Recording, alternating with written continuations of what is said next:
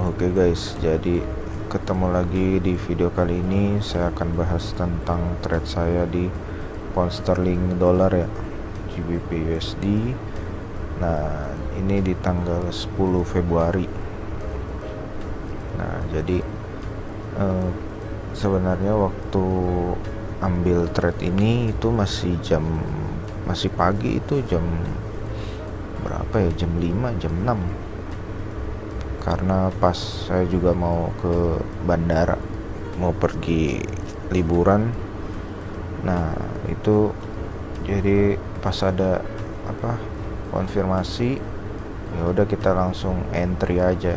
Ya udah langsung kita ke chartnya aja. Nah, jadi di sini ya seperti biasa ya, pertama-tama kita lihat dulu trennya, marketnya itu lagi apakah lagi bullish atau lagi bearish. Nah, kalau kita lihat di sini,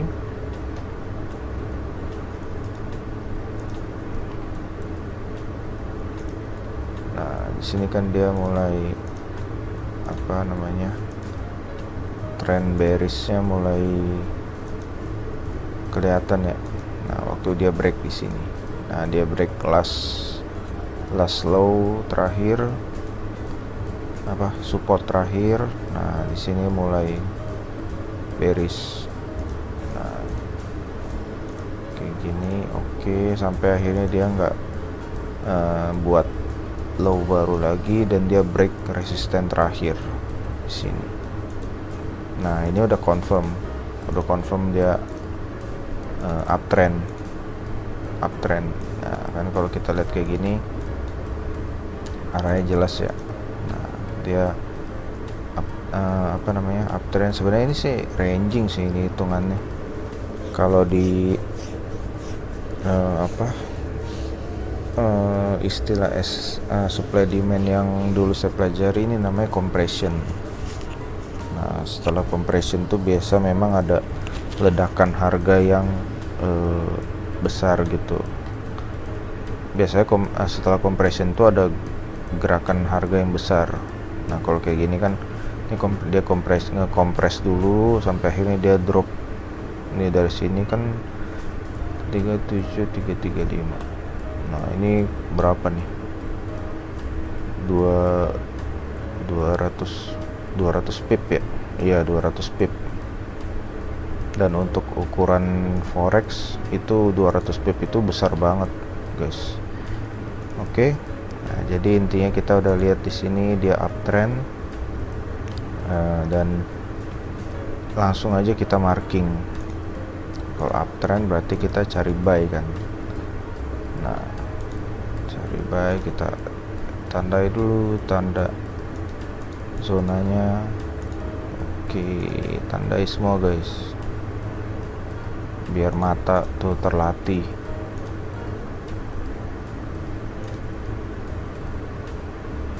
Nah, jadi kalau kita mau latihan mata, praktek yang paling bener sih menurut saya harus sering-sering mapping sih. Jadi kita bisa tahu area-area mana yang kuat, area-area mana yang bagus gitu. Nah, sebelumnya juga saya perhatiin di video-video saya sebelumnya, saya jarang bahas tentang support resisten ya, padahal itu salah satu faktor penting juga guys. Cuman mungkin karena saya udah terbiasa lihat support resisten, jadinya kayak agak kurang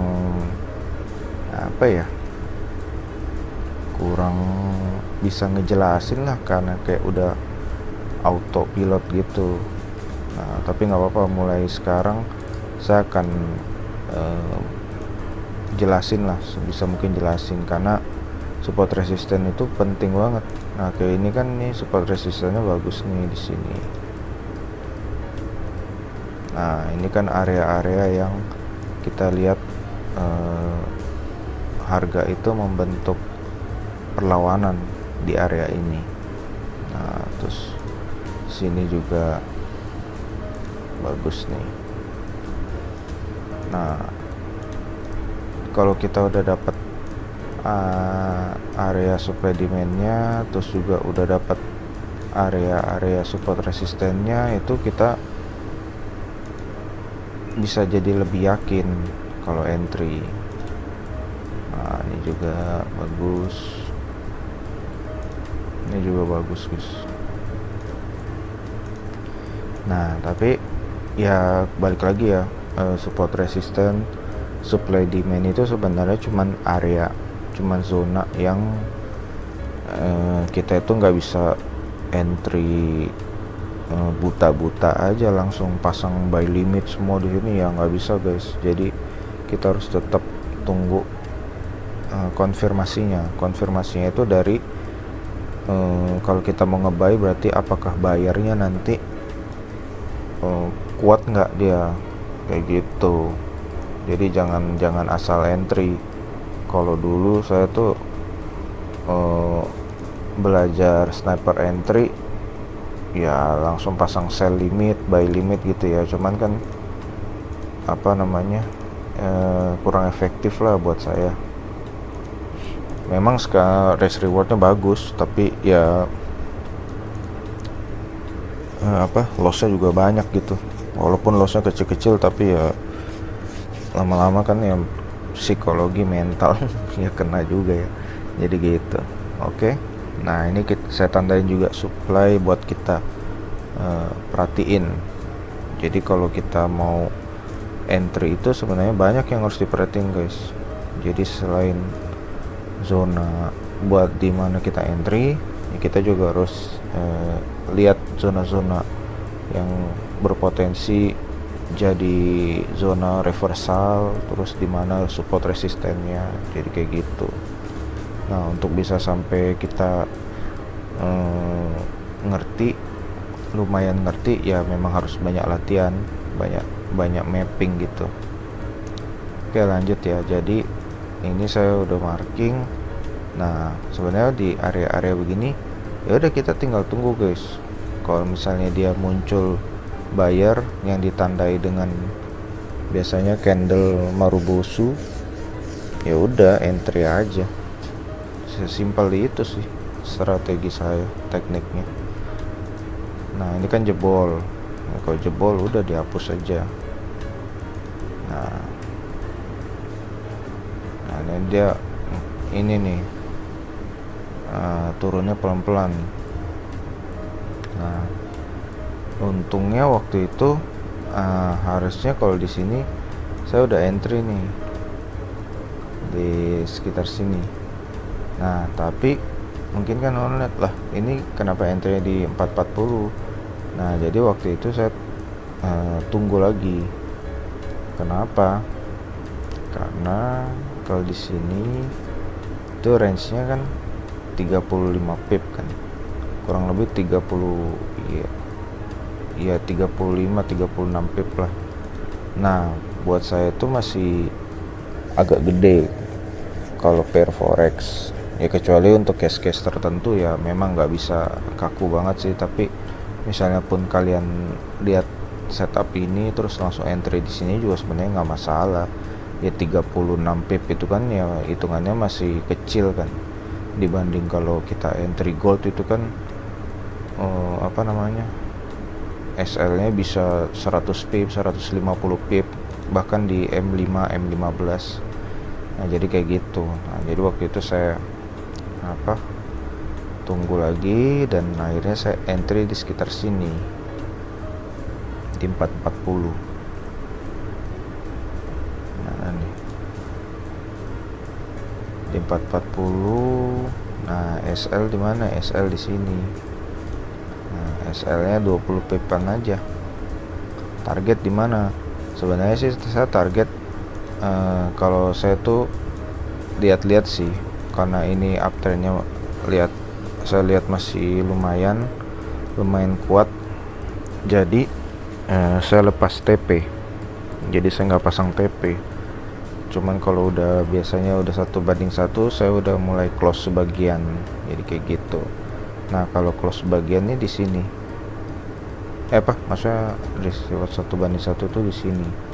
Nah cuman kan habis itu saya tinggal ya, karena kan waktu itu pas-pas juga udah naik pesawat ya, pas udah mendarat ya udah di sekitar sini 657 ini. Nah jadi waktu itu saya penerbangan pagi ya, jam 8. Nah pas buka itu udah harga tuh udah ya sekitar di sini lah 650. Nah di situ saya udah close bagian, close parsial, terus ya udah pasang trailing stop. Pasang trailing stopnya di mana? Pasang trailing stopnya saya di M15. Nah jadi kalau misalnya kalau SLBP kan ya pasang SL nya di sini. Nah kalau trailing stop, tunggu, trailing stop ya udah ikutin aja M15 nya berarti di sini. Nanti dia membentuk support baru, ya udah pasang lagi di sini. Nah itu ya udah saya sambil pantau berkala aja. Cuman ya memang waktu itu karena lagi liburan juga ya, jadi sebisa agak jarang sih ngeceknya. Nah pas agak sorean baru saya cek lagi, ternyata udah di 900-an. Makanya di situ saya bilang kan saya close di 900-an, karena buat saya itu udah area yang udah oke lah. Nah udah di sini kan, terakhir trailing stopnya itu di sini. Jadi misalnya pun harga berbalik, ya udah saya tetap dapat profit gitu. Nggak yang benar-benar SLBP. Kalau SLBP aduh kadang banyak sakit hatinya. Sering kena juga guys. Nah jadi gitu ya. Nah terus jadi saya close all di sini 900, karena waktu itu juga udah mau pergi lagi, jadi mau naik kereta lagi. Jadi saya pikir oh udahlah, close aja di sini. Dan kalau dihitung lumayan, hampir 1:2 guys, dalam waktu berapa jam lah. Dari pagi sampai sore kok, itu jam 3 jam 4. Nah terus mungkin ada yang nanya kenapa nggak close nya di sini, kan saya udah tandain supply. Sebenarnya bisa-bisa aja dan kena juga kan, tapi memang waktu itu apa ya, gimana ya ngomongnya, saya lebih ke ketenangan psikologi saya sih, maksudnya karena waktu itu juga kan posisinya lagi mau liburan, lagi sama pasangan juga. Nah maksudnya biar saya nggak terlalu sering ngecek chart, ya udah saya pasang TP close all itu di tempat yang saya rasa juga udah cukup kok, karena kan 1:1 pun ya udah oke banget buat saya gitu. Nah apalagi dapat 1:2 ya itu bonus gitu, jadi nggak sampai yang sniper entry gitu-gitulah. Udah malas yang kayak gitu, soalnya udah fokus ke teknik yang simple aja guys, simple tapi works. Nah terus mungkin ada yang lihat kenapa abis ini, tuh lihat tuh, untung saya udah close all, kalau enggak tuh bisa berbalik dia, dan berbaliknya tajam banget kan. Nah terus mungkin ada yang nanya kalau udah kayak gini gimana. Ya udah, biasanya jadi sell lagi, karena kan dia udah break last low-nya nih di sini. Nah terus kalau kita lihat di H4-nya sebenarnya ini masih downtrend. Nah kita lihat ini masih downtrend nih. Jadi ya waktu itu ya udah pas lah, udah saya juga nggak mau ngehold lama-lama kalau udah kayak chartnya udah kayak gitu. Nah dia kan udah membentuk double bottom nih. Nah ini udah confirm downtrend. Nah jadi selama dia nggak bisa break ini, itu masih downtrend guys H4 nya. Nah bisa aja dia kesini lagi kan. Waktu itu yang nggak tahu juga sih, ini coba lihat aja nih.